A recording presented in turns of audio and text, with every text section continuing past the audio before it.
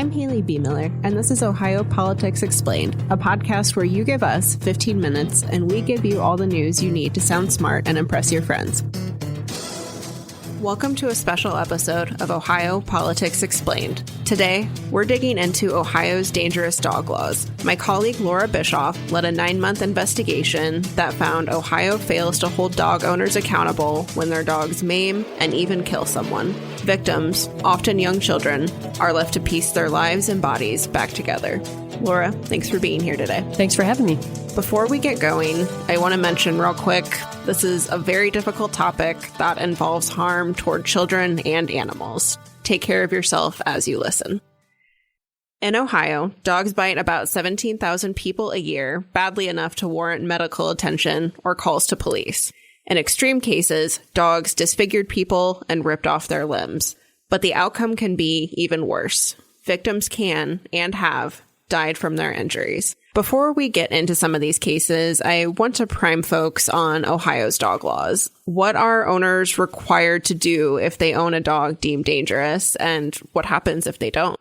Well, let's start with dogs that aren't deemed dangerous. You're supposed to register your dog, and you have an obligation to control and confine your dog so that it doesn't, mess with other people. If your dog goes out and bites somebody, breaks skin, it can be named, and it's an unprovoked attack, it can be deemed a dangerous dog. And that triggers some requirements for the owner to muzzle the dog when out walking, keep it on a short chain leash, not one of those retractable thingies, keep the dog in a locked enclosure, post a beware of dog sign, and then purchase a dangerous dog registration from the county auditor. And to get that, you have to prove that the dog has been vaccinated and neutered or spayed. A court may or may not order you to buy additional liability insurance for a dangerous dog. For a vicious dog that has caused serious injury or killed another companion animal, then the liability insurance is required. Okay. And what are the penalties if people don't comply with this? Well, penalties for failing to register your dog or confine it start pretty low. It's like $25. It goes up if it's a dangerous dog into a couple $100s, but it's akin to like a traffic ticket, really. These, generally speaking, are misdemeanor charges. And, depending on whether or not your county dog warden is very persistent in following up with you to make sure that you have done all the things you're required to do, it really varies county by county. And you could face additional fines and charges for failing to get your dangerous dog tags, or you're walking the dog without a muzzle, or what have you. But it really depends a lot on whether or not your dog warden is really on it. In the case in Pickaway County, where there was a fatality, the owners of the dogs took 271 days to go get their dangerous dog tags. Yeah, I think that case in a lot of ways is really the worst case scenario. 73-year-old Joanne Eichelbarger died while she was in her garden. 2 dogs attacked her, and the mother and son who owned the dogs were convicted of involuntary manslaughter last month. But there's a lot of frustration among Eichelbarger's family that this could have been prevented. I want answers. I want accountability for everyone that was reckless in the situation. And, I want my mom's death to mean something. I want it to help the community so that this doesn't happen to somebody else. This can never happen again. This is the most horrific thing that a person could go through, especially such a beautiful, wonderful person as my mom. She should have never had to die in such a manner that she did. She had many, many years ahead of her. Many, many years.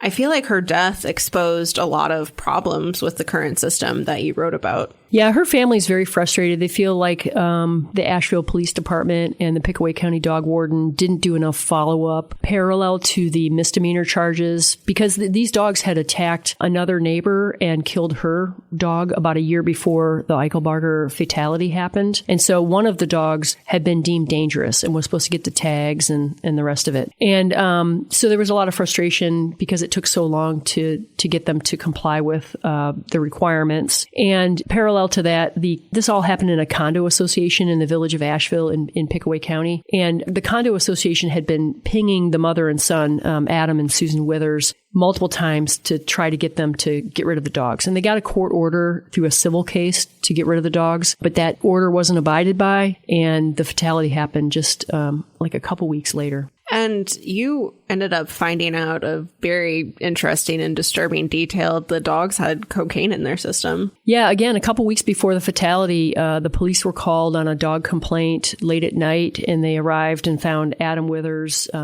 acting peculiar, his dogs acting kind of weird, and he had admitted to using cocaine in his garage. And there was some thought in the police reports of, were the dogs exposed to the drug then. And then the fatality happened. The attack on Joanne was 3 weeks later, I think. And a necropsy, which is the animal version of an autopsy, showed that both dogs had trace amounts of cocaine in their systems at the time of the Eichelbarger attack. In some ways, Eichelbarger was an outlier. Many victims of dog attacks are children, including 11-year-old Avery Russell. 2 dogs dragged Avery through the yard of a Reynoldsburg home, bit her face, and chewed off most of her ears. A police officer shot one dog, and the other one is still alive. Avery has had 4 surgeries and counting. The post-traumatic stress is starting to settle in, and she's very triggered. Like, I can't say the word dog. It triggers her, it scares her. She's afraid that it's going to happen again.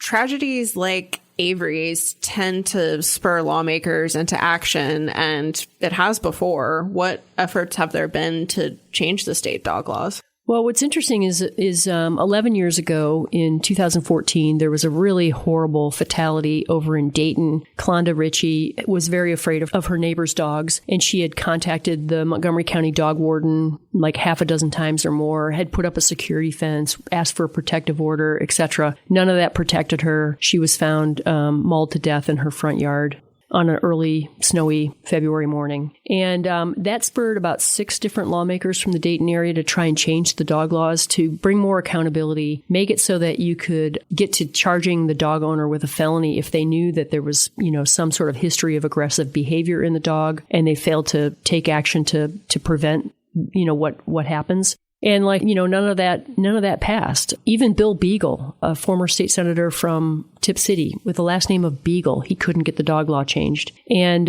the last guy to try was Niraj Antani, a Dayton area Republican, and he tried to name it after a child to evince more sympathy toward the topic. And it just hasn't been. There's been no traction on it for 5 years. Why do you think that is? I mean, this is, of course, a really emotional issue with a lot of different things to think about, but what have been some of the biggest roadblocks? Well, I mean, surveys show that most Americans see their dogs as a member of their families. And, the idea that the government can seize your family member is hard for a lot of people to grapple with. And I think that, there's a lot of tug of war over legislation. If it gets bogged down with too many aspects, that can kind of kill off a bill. Competing interests, a lack of urgency. This is a problem that, happens consistently, these dog attacks, fatalities. It's pretty regular. Didn't one just happen in Columbus? Yeah, there was a 10-year-old or less than 10-year-old boy, we don't know the age, who was attacked by 2 loose dogs from the neighborhood and was